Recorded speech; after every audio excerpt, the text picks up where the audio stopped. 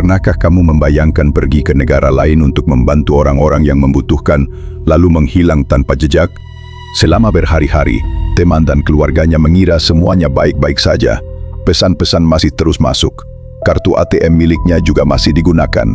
Dari luar, semuanya terlihat seolah-olah Elizabeth Jane Ross hanya sedang ingin menyendiri untuk sementara waktu. Namun, penyelidik segera menemukan sebuah fakta yang sangat mengerikan. Di dalam sebuah gedung kosong yang sudah lama terbengkalai di Athena, Yunani, terdapat sebuah koper.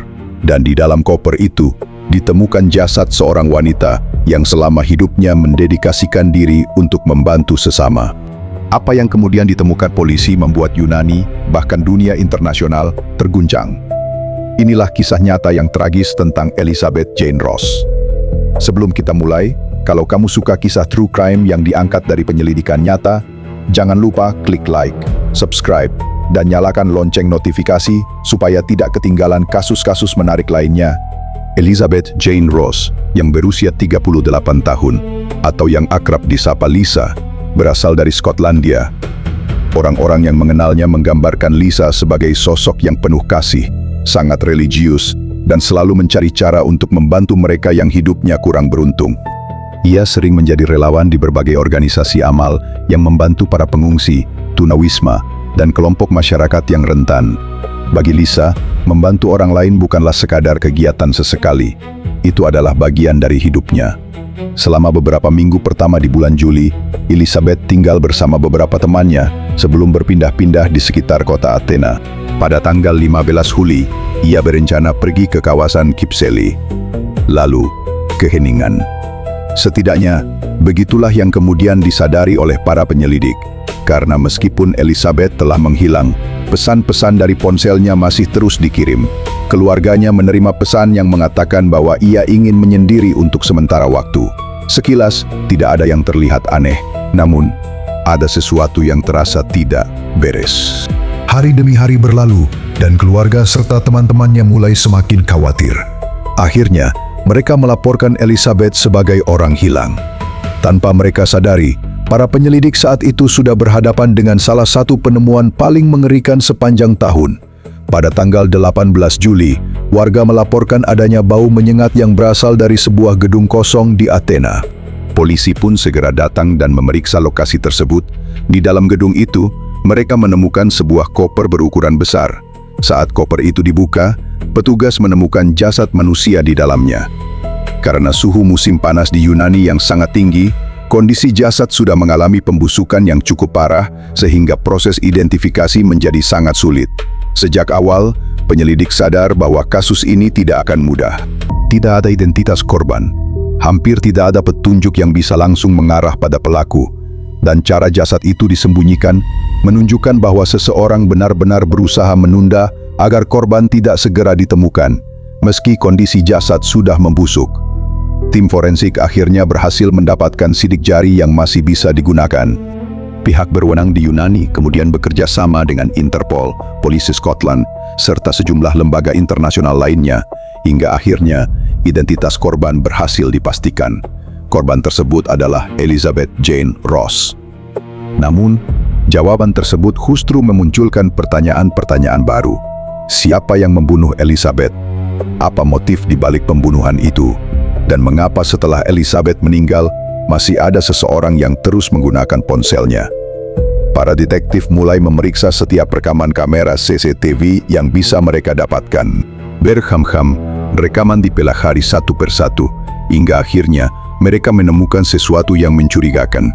Seorang pria terlihat sedang mendorong sebuah koper besar di jalanan Athena. Polisi meyakini bahwa koper itulah yang berisi jasad Elizabeth.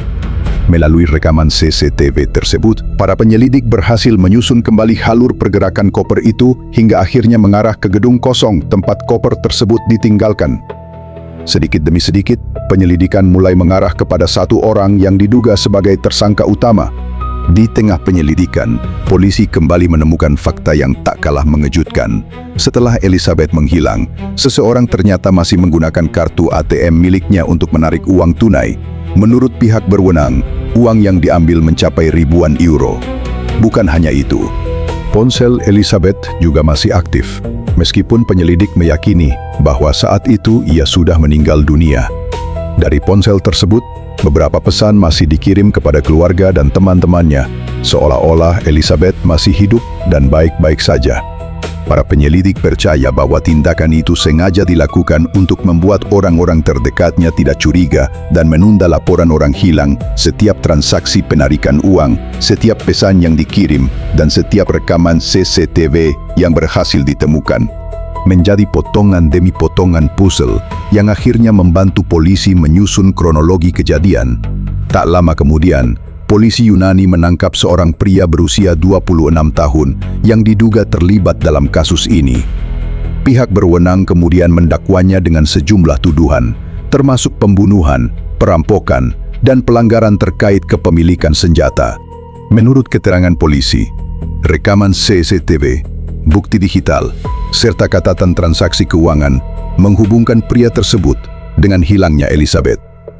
Penyelidik juga menduga bahwa dialah yang membawa jasad Elizabeth menggunakan koper sebelum akhirnya membuangnya di gedung kosong itu. Namun, tersangka memberikan pengakuan yang berbeda. Ia mengakui telah memindahkan jasad Elizabeth dan menggunakan kartu ATM miliknya, tetapi ia membantah telah membunuh Elizabeth. Hingga video ini dibuat, proses hukum terhadap tersangka masih berlangsung di pengadilan. Sementara itu, tim penyidik masih terus mengumpulkan bukti forensik untuk memperkuat kasus tersebut. Seperti halnya setiap terdakwa dalam sistem hukum, ia tetap dianggap tidak bersalah sampai pengadilan membuktikan sebaliknya. Bagi keluarga Elizabeth, penangkapan itu tidak akan pernah mampu menghapus rasa kehilangan yang mereka alami. Mereka kehilangan seorang putri, seorang sahabat, dan seorang wanita yang akan selalu dikenang karena kebaikan serta kepeduliannya terhadap sesama. Elizabeth pergi melintasi batas negara bukan untuk mencari ketenaran atau kekayaan. Ia datang hanya dengan satu tujuan, membantu orang-orang yang bahkan belum pernah ia kenal. Namun, perjalanan terakhirnya justru berakhir dalam sebuah tragedi yang tak pernah bisa dibayangkan. Hingga hari ini, para penyelidik masih terus berusaha mengungkap setiap detail yang mengelilingi kematian Elizabeth, termasuk hasil akhir pemeriksaan forensik dan penyebab pasti kematiannya. Kasus seperti ini menjadi pengingat bagi kita bahwa hidup bisa berubah menjadi mimpi buruk hanya dalam sekejap. Seorang relawan kemanusiaan, sebuah kasus hilang yang penuh tanda tanya, sebuah koper yang disembunyikan di dalam gedung kosong, dan sebuah penyelidikan lintas negara yang dilakukan demi mengungkap kebenaran. Meski proses hukum masih terus berjalan, masih banyak pertanyaan yang belum terjawab. Apa sebenarnya yang terjadi pada jam-jam terakhir kehidupan Elizabeth? Apakah jaksa nantinya mampu membuktikan seluruh dakwaan di pengadilan? Hanya waktu yang bisa menjawabnya. Namun, satu hal yang pasti, Elizabeth Jane Ross akan selalu dikenang bukan karena bagaimana ia meninggal, melainkan karena bagaimana ia menjalani hidupnya. Ia dikenal sebagai pribadi yang penuh kasih, rela menolong orang lain tanpa pamrih, dan mendedikasikan waktunya untuk membantu mereka yang membutuhkan. Warisan kebaikannya akan tetap hidup di hati keluarga, teman-teman, dan semua orang yang pernah mengenalnya. Kalau menurut kalian bagaimana kasus ini? Silakan tuliskan pendapat kalian di kolom komentar, tetapi tetaplah menghormati semua pihak yang terlibat. Perlu diingat, proses hukum kasus ini masih berlangsung, jadi hindari membuat kesimpulan yang melampaui fakta-fakta yang telah dipublikasikan kepada masyarakat. Terima kasih sudah menonton. Jaga diri kalian baik-baik, dan sampai jumpa di kisah True Crime berikutnya.